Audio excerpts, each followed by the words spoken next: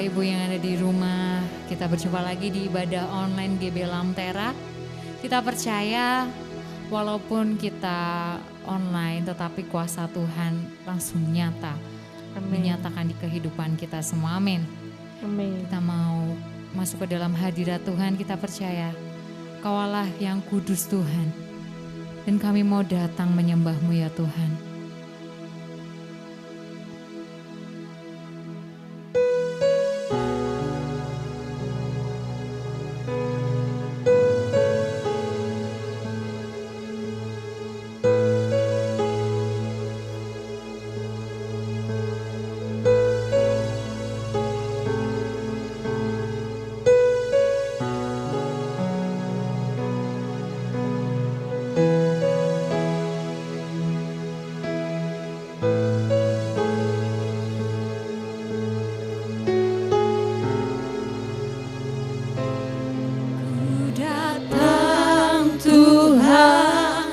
Dalam hadirat-Mu berhiaskan kekudusan, seluruh surga sujud menyembah-Mu, ku tersungkur dan berseru, ku datang Tuhan dalam hadirat-Mu berhiaskan kekudusan, seluruh surga sujud menyembah-Mu, ku tersungkur dan berseru, kudus, kuduslah, kuduslah Tuhan, Allah semesta alam. Kudus, kuduslah, kuduslah Tuhan, surga bumi menyembah-Mu.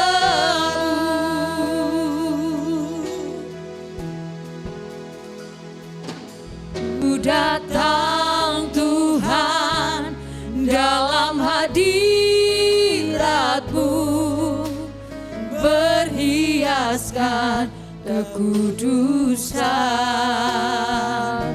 seluruh surga sujud menyembah-Mu, ku tersungkur dan berseru, kudus, kuduslah, kuduslah Tuhan, Allah semesta alam.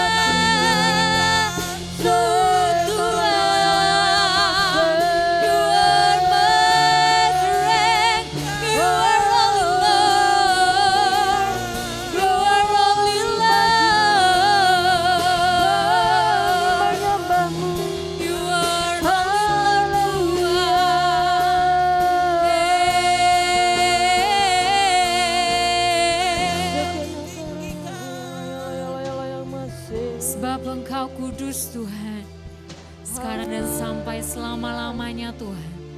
Nyatalah kuasa-Mu di dalam kehidupan kami Tuhan. Saat ini Tuhan, kami mau nyatakan bahwa kami begitu mengasihi-Mu Tuhan. Dengan pujian dan penyembahan kami hanya bagi-Mu Tuhan. Biar Tuhan setiap pujian penyembahan kami dari dalam hati kami bisa menyenangkan Kau Tuhan. Dan bisa menjadi dupa yang harum bagi kerajaan-Mu. Haleluya, yang percaya dan siap memuji Tuhan katakan amin. Haleluya. Beri kemuliaan buat Tuhan. Kita percaya kita menerima sukacita surga dari Tuhan hanya untuk kita. Amin.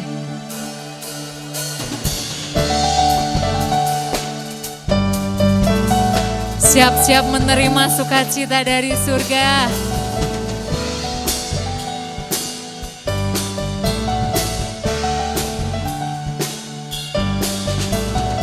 Terima sukacita surga, itulah kekuatan bagi jiwa. Ku dapat rasakan kasih-Nya di tengah badai yang bergelora. Terima sukacita surga, itulah kekuatan bagi jiwa.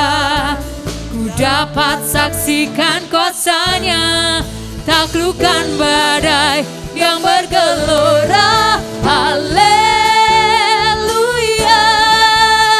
Kau ada dalam hatiku, takkan patah semangatku, takkan hilang kekuatanku.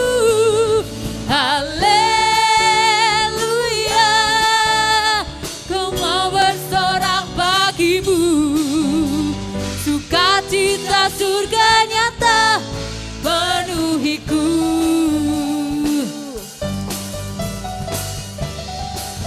Haleluya, kita mau terima sukacita surga, itulah kekuatan bagi jiwa. Ku dapat rasakan kasih-Nya di tengah badai yang bergelora. Terima sukacita surga, itulah kekuatan bagi jiwa. Ku dapat saksikan kuasa-Nya, taklukkan badai yang bergelora. Haleluya, Kau ada dalam hatiku, takkan patah semangatku, takkan hilang kekuatanku. Haleluya, Ku mau bersorak bagimu, sukacita surga nyata penuhiku.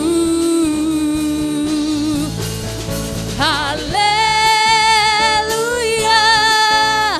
Kau ada dalam hatiku, takkan patah semangatku, takkan hilang kekuatanku.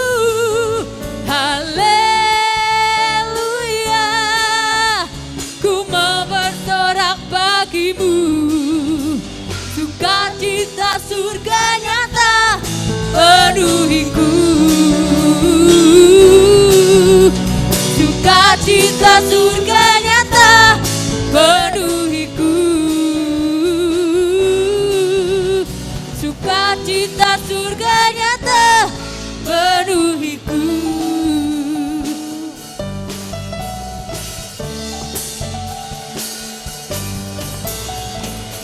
Haleluya. Kita percaya kita sudah menerima sukacita dari surga. Haleluya. Kita percaya bahwa Tuhan adalah Bapa. Tapi tidak hanya sebagai Bapa, tapi juga sebagai pribadi sahabat kita. Amin. Yang mengerti setiap seruan kita, setiap kebutuhan kita, bahkan mungkin setiap isi hati kita. Dia mengerti. Setiap tetesan air mata yang mungkin kita teteskan di saat kita berdoa kepada Tuhan, Dia mengerti. Amin.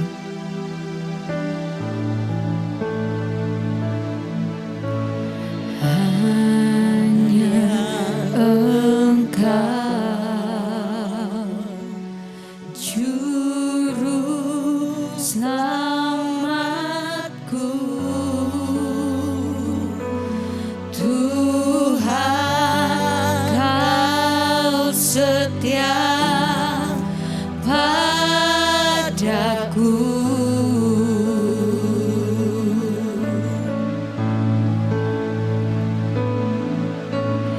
Yang ku pegang hanya janji-Mu.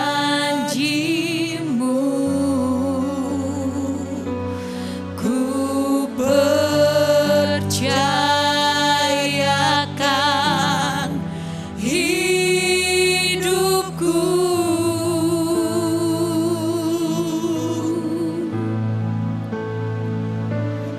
Ku sembah Kau Allahku, Bapa dan sahabatku.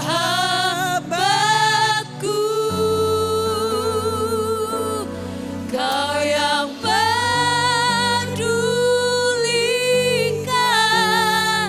seluruh hidupku.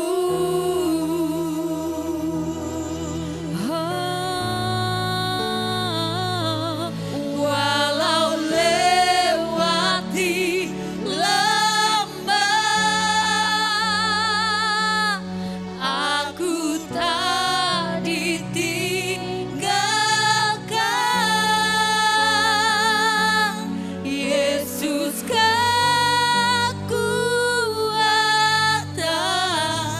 di hidupku.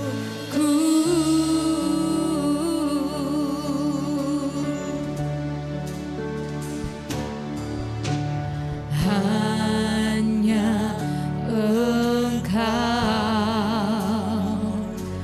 juru selamatku, Tuhan Kau setia padaku.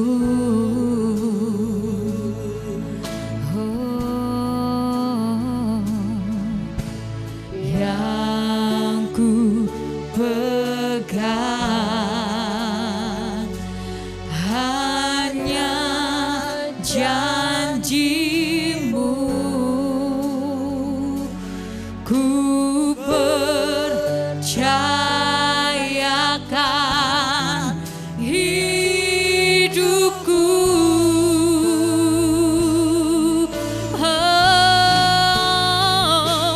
Ku sembah Kau Allahku, Bapa dan sahabatku. Kau yang pedulikan seluruh hidupku.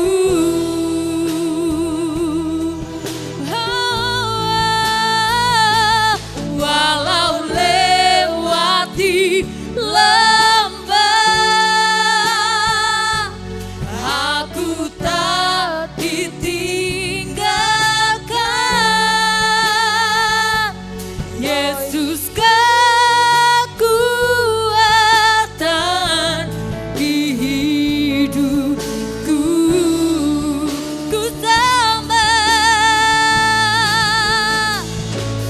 Ku sembah Kau Allahku, Bapa dan sahabatku. Kau yang pedulikan seluruh hidupku. Walau lewati lembah,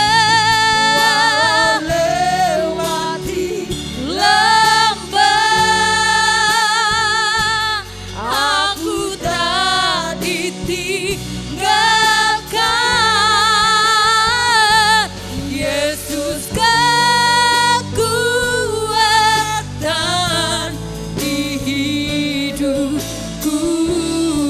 Kau kekuatanku Tuhan. Yesus kekuatan di hidupku. Oh.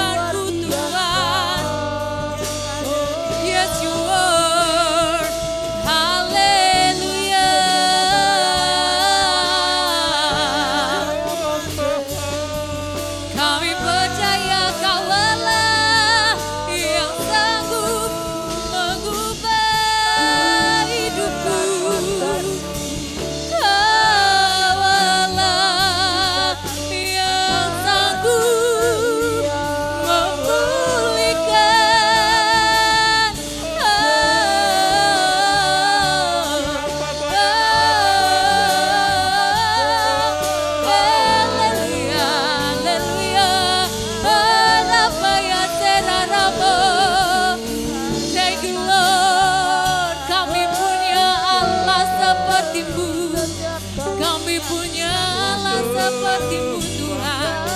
Di daerah nama Yesus. Sembah haleluya, terpujilah namamu. Sembah, ku menyembahmu selamanya.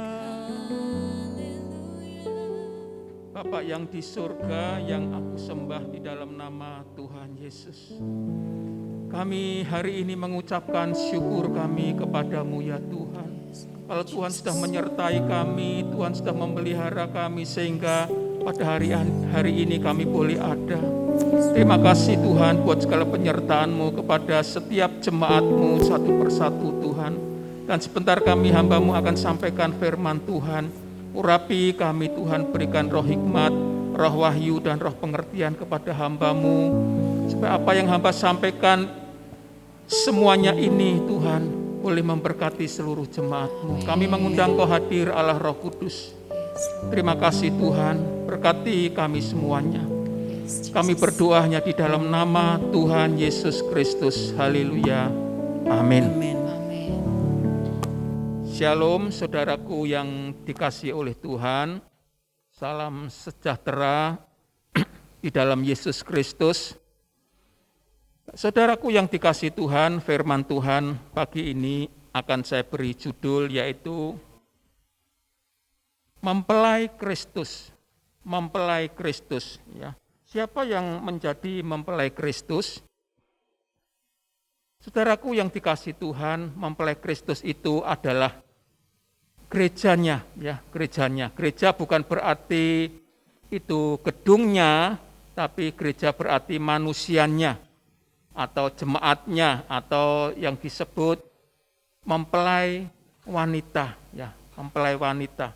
Nah, saudaraku yang dikasihi oleh Tuhan, orang percaya ya, tujuan akhirnya bukan sekedar hidup kekal atau masuk surga. Ya memang kita nantinya memang punya kerinduan kita boleh ada di mana Tuhan itu berada, saudaraku. Tapi sekarang ini kita kan masih hidup di bumi, saudaraku ya. Kita harus mempersiapkan untuk menjadi mempelai Kristus yang layak. Nah, itulah kerinduan Tuhan supaya setiap orang percaya harus mempersiapkan untuk menjadi mempelai Kristus yang layak. Nah, mungkin kita akan berkata ya. Kita akan berkata, wah Pak, itu masih lama Pak mempelai Kristus. Tuhan Yesus datang pun juga masih lama. Memang Alkitab tidak memberi penjelasan ya, kapan Tuhan mau datang ya. Tapi Alkitab sudah memberikan satu contoh perumpamaan tentang 5 gadis yang bijaksana dan 5 gadis yang bodoh. 5 gadis yang bijaksana dan 5 gadis yang bodoh ini sama-sama menunggu mempelai. Nah, yang 5 gadis yang bijaksana ini dia memiliki pikiran yang panjang. Dia membawa ya minyak cadangan ditaruh di buli-buli atau di dalam botol ya. Sementara pelitanya ini menyala terus. Tapi yang bodoh ini dia tidak membawa minyak cadangan. Ya, dia anggap nanti mempelainya ini nanti akan datang dalam waktu yang singkat. Tapi ternyata apa yang terjadi? Ya, mempelai ini tunggu-tunggu ya sampai berjam-jam sehingga sampai malam tiba, sampai dia ya mengantuk dan sampai tertidur, mempelainya tidak kunjung datang. Nah, tentunya minyak ini akan lama-kelamaan akan berkurang, tapi gadis yang bijaksana ini dia membawa minyak cadangan yang ditaruh dalam buli-buli. Dia tuangkan minyak itu ya sehingga pelitanya tidak akan pernah padam. Nah, tapi yang bodoh ini ya dia tidak membawa minyak cadangan, saudaraku. Dan ternyata benar setelah malam tiba ya malam tiba mempelai itu datang ya, maka gadis yang bodoh ini dia kehabisan minyak. Dia mau minta minyak kepada 5 gadis yang bijaksana ini ya tentunya tidak dikasihkan. Nah, sementara dia beli minyak, mempelai itu datang. Nah, saudaraku yang dikasihi Tuhan, ini hanya sekedar perumpamaan ya. Itulah orang-orang yang mengabaikan ya, orang yang mengabaikan. Nah, saudaraku yang dikasihi Tuhan, maka kita sebagai orang percaya kita ini sebagai mempelainya Kristus, kita harus mempersiapkan untuk menjadi mempelai Kristus yang layak. Nah, hari ini saya akan membahas tentang ciri-ciri mempelai Kristus. Apa itu ciri-ciri mempelai Kristus? Yang pertama adalah memiliki karakter yang dewasa. Nah, tentunya ketika kita ini, ya anak-anak kita ini mau menikah, tentunya syarat utamanya tentunya adalah menjadi dewasa. Baik secara fisik maupun dewasa secara mental kita harus dewasa ya. Tentunya tidak mungkin orang tua menikahkan anaknya ketika anak-anak kita belum dewasa. Pasti ya sesudah dewasa baru diperbolehkan untuk menikah anak-anak kita. Demikian mempelai Kristus ya. Mempelai Kristus ini ya harus memiliki karakter yang dewasa ya. Wahyu pasal 19 ayat 7 berkata demikian. Wahyu pasal 19 ayat 7 berkata demikian. Marilah kita bersukacita dan bersorak-sorai dan memuliakan Dia, karena hari perkawinan anak domba telah tiba dan pengantinnya telah siap sedia. Nah, Wahyu 19 ayat 7 ini menceritakan tentang perkawinan anak domba. Ya, memang perkawinan anak domba ini belum terjadi, tapi satu hari kelak pasti akan terjadi ya. Maka sebagai orang percaya harusnya kita mempersiapkan sejak sekarang ini ya. Jangan sampai kita menjadi seperti perumpamaan 5 gadis yang bodoh itu, saudaraku, dan akhirnya tidak bisa masuk ke dalam perjamuan kawin. Nah, saudaraku yang dikasihi Tuhan, Rasul Paulus menunjukkan bahwa hubungan jemaat dengan Tuhan Yesus yaitu seperti mempelai pria dengan mempelai wanita. Kita akan lihat ayatnya di dalam 2 Korintus ya. 2 Korintus pasal 11 ayat 2 berkata demikian. 2 Korintus pasal 11 ayat 2 berkata demikian. Sebab aku cemburu kepada kamu dengan cemburu ilahi, karena aku telah mempertunangkan kamu kepada satu laki-laki untuk membawa kamu sebagai perawan suci kepada Kristus. Nah, ini adalah surat Rasul Paulus kepada jemaat di Korintus. Ya, Paulus ini dia berkata kepada jemaat di Korintus, Paulus menunjukkan bahwa hubungan jemaat dengan Tuhan Yesus itu seperti hubungan mempelai pria dengan mempelai wanita. Nah, saudaraku, Tuhan ini menghendaki ya supaya setiap orang percaya bertumbuh untuk menjadi dewasa ya. Dulu ya kita tentunya belum menjadi dewasa. Kita masih anak-anak, bahkan dulu kita masih menjadi bayi rohani. Tapi berjalannya waktu kita mengiring Tuhan, tentunya Tuhan menginginkan supaya setiap jemaat Tuhan itu menjadi dewasa rohani ya. Contohnya ya, dulu ketika kita ini ya masih kecil ya, kita ini bergantung kepada orang tua. Ya, anak kecil pasti bergantung kepada orang tua ya. Dia minta makan, minta pergi diantarkan dan lain sebagainya. Tapi setelah kita menjadi dewasa, tentunya kita tidak akan bergantung kepada orang tua. Kita bisa mandiri sendiri. Nah, demikian orang yang dewasa rohaninya ya. Fokusnya kita hanya menyenangkan hatinya Tuhan ya. Kita tidak hanya meminta kepada Tuhan, bukan berarti kita tidak boleh menaikkan doa permohonan kita di hadapan Tuhan, tapi orang yang dewasa rohani biasanya dia fokusnya hanya menyenangkan hati Tuhan ya. Dia suka membangun keintiman dengan Tuhan ya.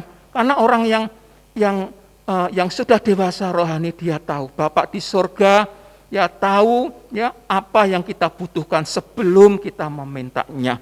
Nah, saudaraku yang dikasihi oleh Tuhan, jadi orang percaya yang dewasa itu mengerti melakukan kehendak Bapa, bukan sekedar kita mengalami mujizat. Ya, memang kita suka ya dengan mujizat ya. Kalau kita sakit bisa disembuhkan, kita bisa dibuka jalan ya, yang kesulitan ya. Tapi mujizat itu sifatnya adalah sementara, saudaraku. Mujizat sifatnya adalah sementara. Nah, menurut hasil survei saudaraku ya, Orang yang sedang dilanda kesulitan, ya, orang yang sedang dilanda kesulitan atau kesukaran itu lebih mudah untuk diajak bertuhan, ya, mencari Tuhan daripada orang yang hidupnya nyaman-nyaman saja. Contohnya, ya, ketika ada KKR, ya, KKR kebangunan rohani, ya, ketika ya hambanya punya karunia kesembuhan misalkan, ya, oh tentu yang datang banyak sekali, ya, yang datang banyak sekali, ya.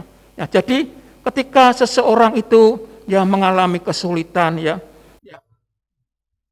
secara survei, ya, itu lebih mudah untuk mencari Tuhan daripada orang yang hidupnya nyaman, saudaraku. Nah, jadi saudaraku, kesukaran hidup atau kesulitan hidup itu yang terjadi dalam hidup kita, itu adalah cara Tuhan untuk mendewasakan mental kita, mendewasakan rohani kita, ya. Memang Tuhan tidak pernah ya membuat kita hidup dalam kesulitan, tapi kesulitan itu terkadang itu bisa terjadi di dalam hidup kita, ya. Itu diizinkan Tuhan, ya.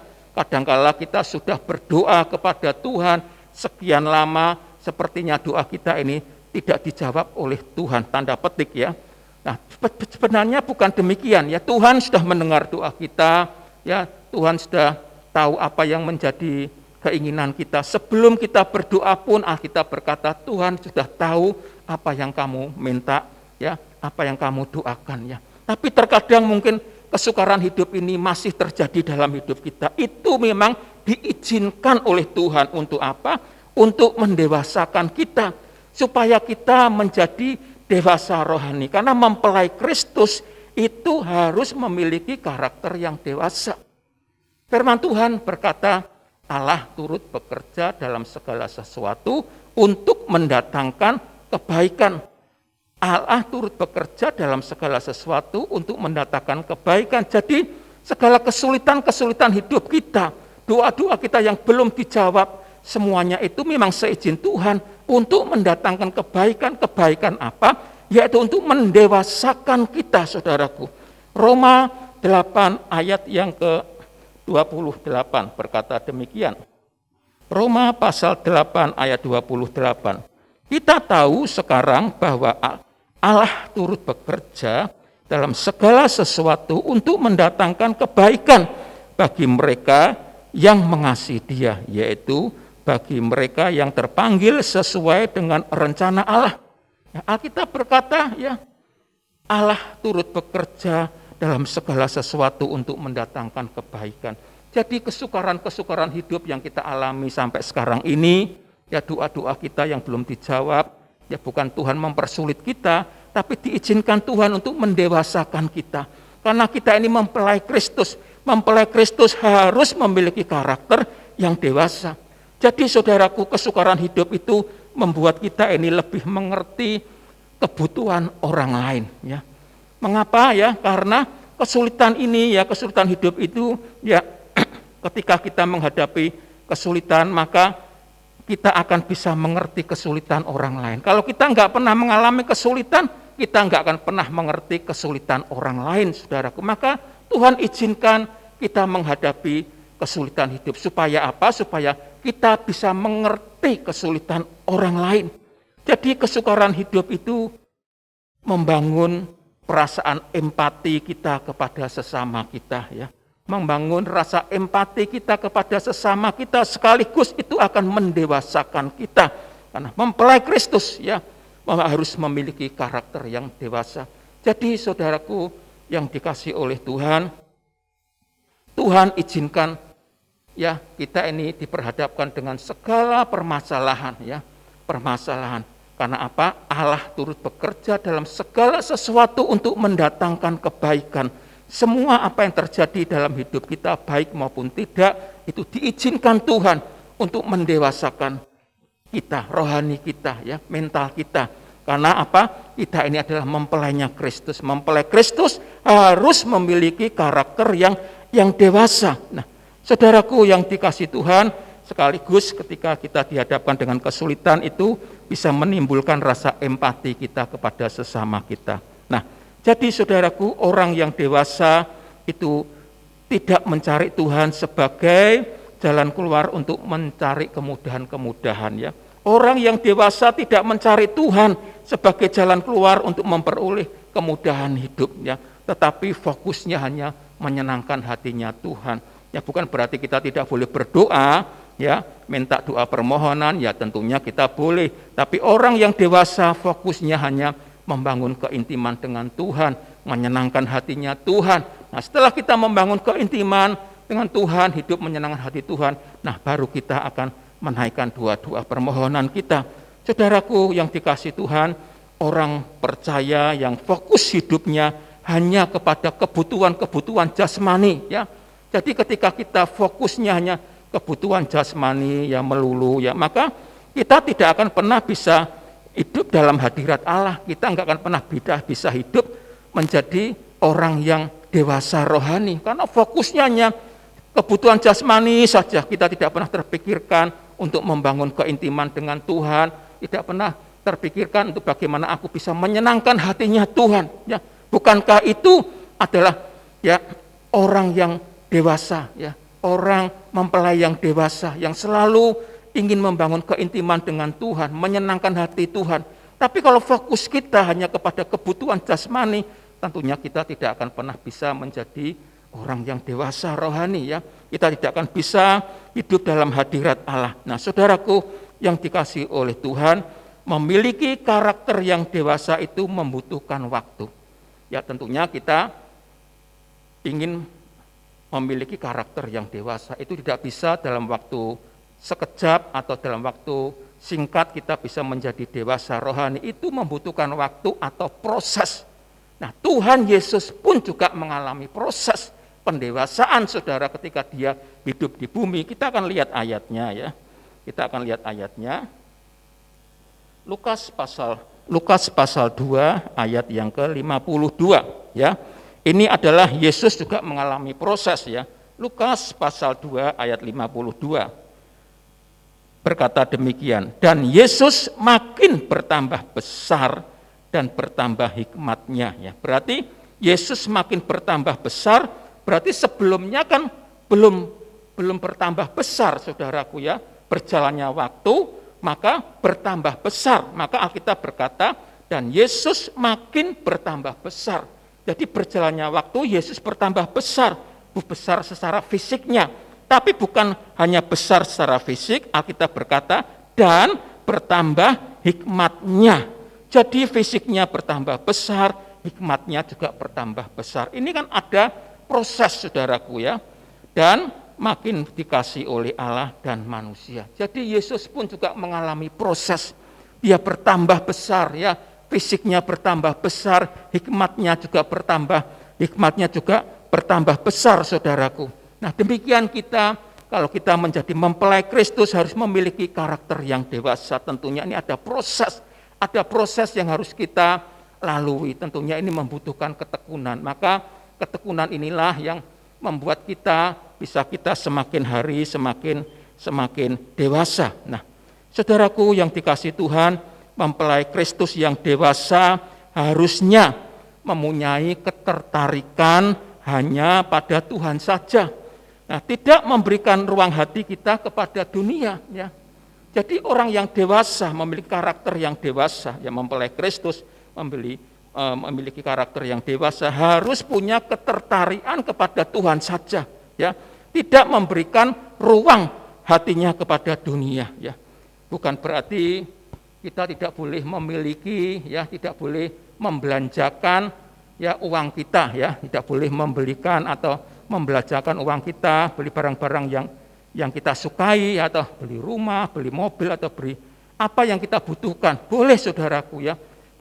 Tuhan tidak melarang, ya, kita memiliki segalanya, ya, apa yang kita sukai. Tapi hati kita jangan tertarik, ya, kepada dunia dengan segala keindahannya. Ketertarikan kita hanya kepada Tuhan saja. Contoh di dalam Alkitab, saudaraku, ya. Contoh dalam Alkitab Abraham. Abraham ini adalah orang yang kaya. Pada sejamannya Abraham, ya, dia memiliki ternak yang banyak sekali. Ya, di zamannya Abraham ini adalah termasuk orang yang kaya, ya. Tapi hati Abraham, ya, tidak tertarik kepada kekayaannya. Hati Abraham hanya tertarik kepada Tuhan saja.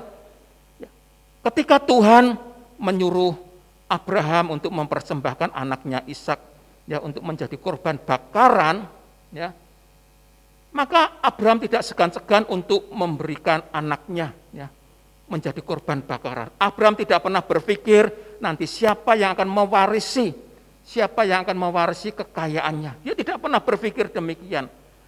Hati Abraham hanya tertarik kepada Tuhan saja. Dia berikan anaknya, satu-satunya. Itulah Abraham tertarik hanya kepada Tuhan saja, bukan kepada kekayaannya, kepada segalanya yang dia miliki. Ketertarikan Abraham hanya kepada Tuhan saja. Demikian juga Daud, Daud ini seorang raja, tentunya dia raja yang kaya, terhormat, Tapi Daud ini juga punya ketertarikan hanya pada Tuhan saja.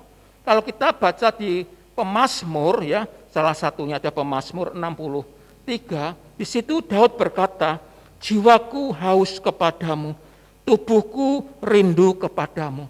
Daud hanya haus kepada Tuhan, dia rindu kepada Tuhan. Ketertarikan Daud itu hanya kepada Tuhan, dia rindu, jiwanya dia selalu haus pada Tuhan, tubuhnya selalu merindukan Tuhan. Ketertarikan Daud hanya kepada Tuhan, tidak kepada semua kekayaannya dan apa yang dia miliki. Inilah bukti orang-orang yang memiliki ketertarikan kepada Tuhan. Maka saudaraku yang dikasihi Tuhan, kita ini sebagai mempelai Kristus, kita harus memiliki karakter yang dewasa. Karakter yang dewasa adalah karakter yang memiliki ketertarikan hanya kepada Tuhan saja. Kalau seandainya kita ini sampai saat ini kita masih hidup penuh dengan berbagai-bagai masalah, kesulitan-kesulitan hidup, dan itu diizinkan Tuhan, kita sudah berdoa, kita sudah memohon kepada Tuhan, Tapi kalau itu diizinkan Tuhan, itu untuk mendewasakan kita, supaya kita hanya memiliki ketertarikan hanya kepada Tuhan saja, tidak kepada dunia dengan segala keindahannya. Nah, saudaraku yang dikasihi Tuhan, memang Tuhan ini bisa dapat membuat mujizat, orang yang sakit bisa disembuhkan, orang yang mengalami tidak ada jalan, Tuhan bisa buka jalan dalam pekerjaannya dan lain-lain sebagainya. Tetapi sebenarnya tujuan Tuhan adalah agar orang-orang percaya ini memiliki karakter yang dewasa. Karakter yang dewasa adalah karakter yang selalu membangun keintiman dengan Tuhan. Karakter yang dewasa adalah karakter yang selalu menginginkan hanya Tuhan saja, tidak kepada yang lain. Ketertarikannya hanya kepada Tuhan saja. Nah, saudaraku yang dikasihi Tuhan, ajakan saya di poin yang pertama ini adalah marilah saudara dan saya kita jadilah mempelai Kristus yang dewasa, yang selalu menyenangkan hati Tuhan dan hanya ketertarikan kita hanya kepada Tuhan saja. Yang kedua adalah ciri mempelai Kristus yang kedua. Tadi yang pertama adalah memiliki karakter yang dewasa. Yang kedua adalah memiliki kehidupan yang kudus. Wahyu 19 ayat 8a berkata demikian. Wahyu 19 ayat 8a, dan kepadanya dikaruniakan supaya memakai kain lenan halus yang berkilau-kilau dan yang putih bersih. Nah, saudaraku yang dikasihi Tuhan, memiliki lenan halus ini halus putih ini melambangkan kekudusan. Wahyu 19 ayat 8a ini ini menggambarkan kekudusan. Jadi mempelai Kristus itu harus memiliki kekudusan, memiliki hidup yang kudus. 1 Petrus pasal 1 ayat 16 berkata demikian, kuduslah kamu sebab aku ini kudus, sebab aku kudus. 1 Petrus 1 ayat 16 berkata, kuduslah kamu sebab aku kudus. Nah, mengapa Tuhan ini menghubung-hubungkan kekudusannya dengan kekudusannya kita? Nah, mengapa Tuhan menghubungkan kekudusannya dengan kekudusan kita? Sebab ketika kita hidup dalam kekudusannya, saudaraku ya, kita dengan sendirinya kita itu akan mengikat diri kita kepada Tuhan, sehingga kita menjadi satu roh dengan Tuhan. Jadi ketika kita bisa mencapai kekudusan, ya, kita akan menjadi satu roh dengan Tuhan. Kalau kita menjadi satu roh dengan Tuhan, maka kita bisa sehati, sepikir, sejalan dengan Tuhan. Ya. 1 Korintus pasal 6 ayat 17 berkata demikian. Tetapi siapa yang mengikatkan dirinya kepada Tuhan, pada Tuhan menjadi satu roh dengan Dia. Ya. Siapa yang mengikat dirinya pada Tuhan menjadi satu roh dengan Dia. Jadi ketika kita ya hidup kudus, ya kita bisa mencapai kekudusan. Ya, kita akan menjadi satu roh dengan Dia. Berarti kita ya bisa sehati dengan Tuhan, sepikir dengan Tuhan. Ya, jadi saudaraku, kekudusan itu adalah syarat yang mutlak untuk bisa diterima oleh Tuhan. Ya, dan tanpa kekudusan tidak seorang pun yang bisa melihat Tuhan atau melihat Bapa di surga. Jadi kekudusan ini adalah merupakan syarat yang mutlak. Contoh ya, kalau kita menaruh 1 sendok minyak goreng misalnya ya, minyak bimoli ke dalam 1 gelas air putih ya. Lalu kita aduk-aduk ya minyak dengan air putihnya ini ya. Sepintas memang ya seperti tercampur, tapi kalau kita tunggu sejenak pasti akan memisah antara minyak dan air. Minyak dan air tidak bisa selamanya bisa menyatu karena atau homogen ya, karena komposisinya tidak sama ya. Demikian kita ya. Kalau kita tidak hidup kudus ya, kita tidak akan pernah bisa melihat Allah. Maka Allah berkata, "Kuduslah kamu sebab aku kudus." Tuhan berkata, "Kuduslah kamu sebab aku kudus." Nah, kekudusan inilah merupakan ciri-ciri mempelai Kristus. Kita harus memiliki kehidupan yang kudus, karena ketika kita kudus, kita akan menjadi satu roh dengan Dia. Ya, kita akan bisa menyatu dengan Tuhan, ya, sehingga kita bisa sepikir, kita sehati dengan Tuhan. Ya, saudaraku yang dikasihi Tuhan, jadi Allah menginginkan agar setiap orang percaya hidup kudus. Karena apa? Karena Allah sendiri adalah kudus. Nah, kita bisa dan mampu hidup kudus jika kita benar-benar hidup dalam ketaatan. Ya, mungkin kita berkata, apa bisa Pak? Di zaman sekarang ini kita masih hidup dalam daging, tapi kita disuruh hidup yang kudus. Oh bisa ya, Alkitab yang berkata ya, bukan saya, kuduslah kamu sebab kamu kudus. Kalau kita hidup dalam ketaatan, pasti kita bisa mencapai kekudusan. Ya. Jadi saudaraku, kalau seseorang yang tidak pernah bisa ya hidup dalam hadirat Allah ya, seseorang tidak akan bisa hidup dalam hadirat Allah kalau tidak hidup di dalam kekudusan ya. Contohnya anaknya Harun ya, ketika dia masuk ke ruang Maha Kudus, apa yang terjadi ya?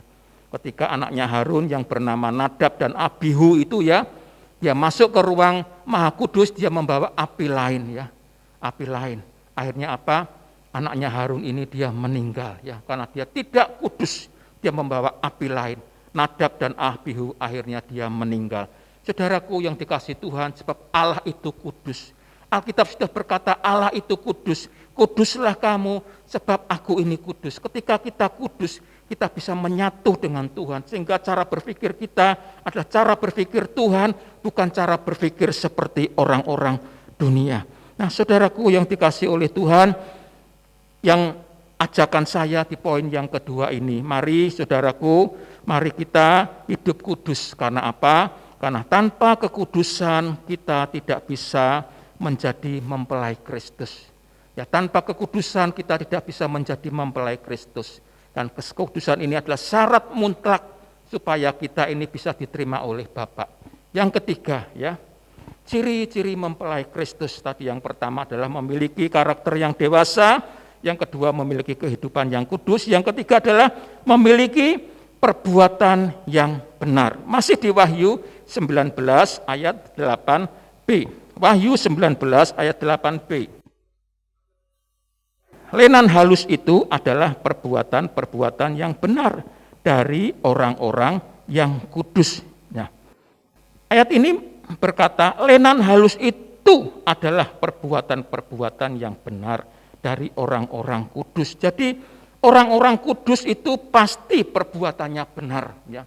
Orang yang hidupnya kudus pasti perbuatannya benar. Maka kekudusan ini adalah syarat mutlak ya, supaya kita bisa hidup benar. Kalau kita tidak kudus, tidak mungkin kita bisa hidup benar ya, karena kita tidak kudus. Nah, agar kita menjadi mempelai Kristus yang layak, kita harus hidup benar di hadapan Allah, bukan sekedar teori saja yang kita tahu ya, tetapi kita menjadi pelaku apa? Pelaku firman dan menghidupi setiap firman ya, setiap firman. Ya. Saudaraku yang dikasihi Tuhan, memiliki perbuatan yang benar, ya tentunya itu bertentangan dengan arus dunia. Ya. Kalau kita berusaha untuk memiliki perbuatan yang benar, ya kita kan harus hidup dalam kekudusan. Nah tentunya ini kita bertentangan dengan arus dunia, sebab arus dunia itu dia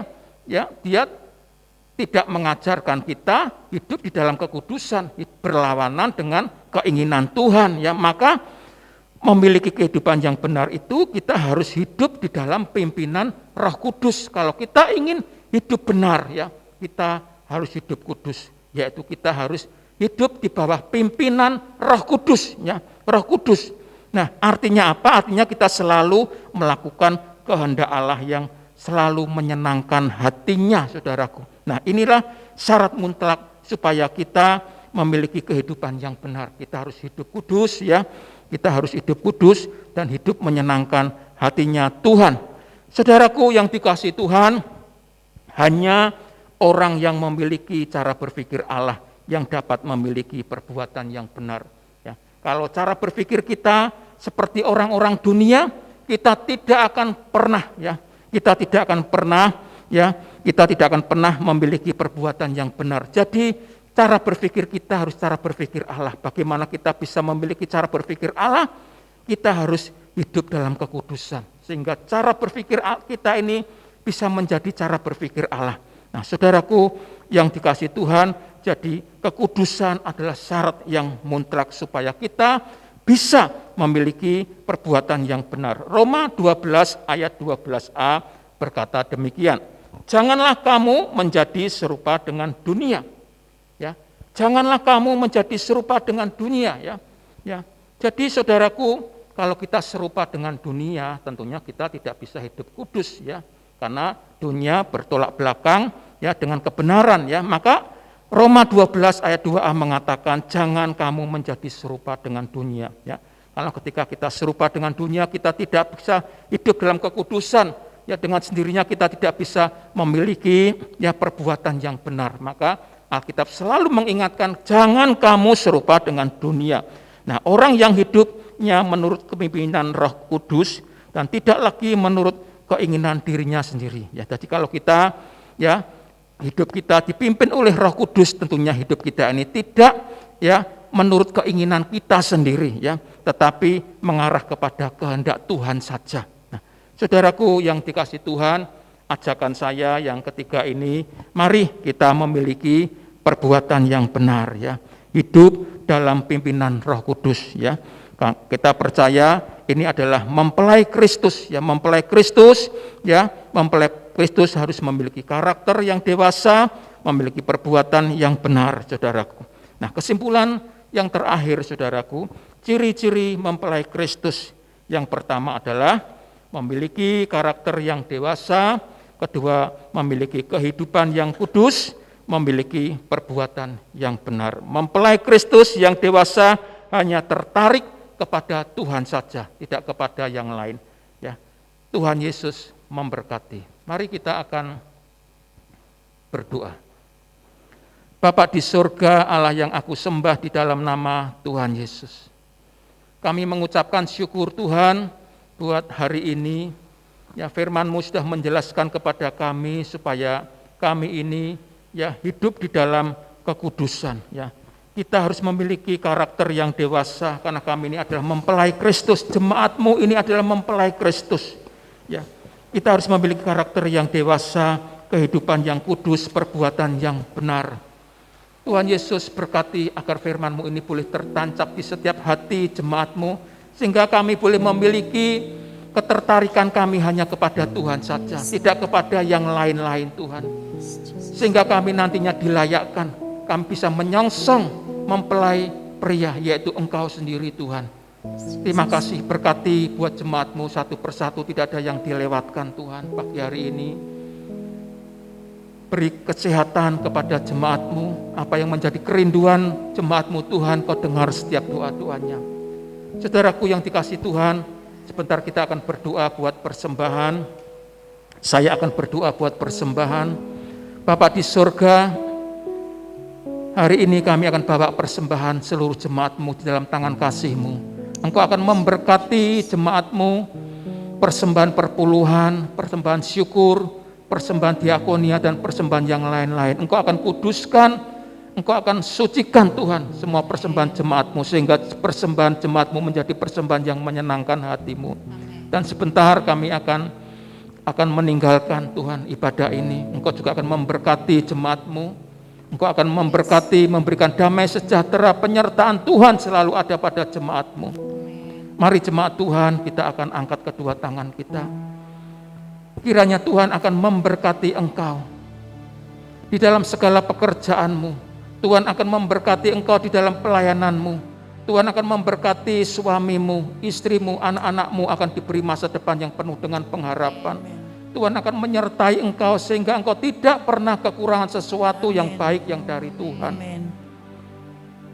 Dan sekarang pulanglah.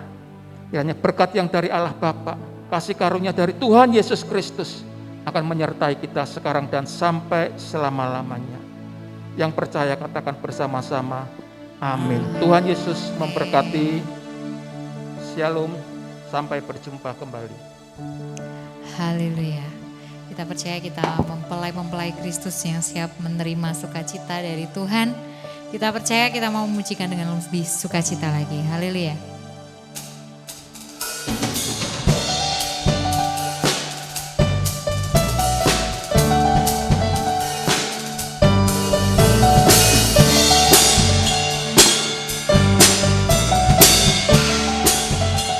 Sama-sama terima sukacita surga, itulah kekuatan bagi jiwa. Ku dapat rasakan kasih-Nya di tengah badai yang bergelora. Terima sukacita surga, itulah kekuatan bagi jiwa. Ku dapat saksikan kuasa-Nya, taklukkan badai yang bergelora. Haleluya, Kau ada dalam hatiku, takkan patah semangatku, takkan hilang kekuatanku. Haleluya, ku mau bersorak bagimu. Sukacita surga nyata penuhiku. Sukacita surga nyata penuhiku. Sukacita surga nyata penuhiku.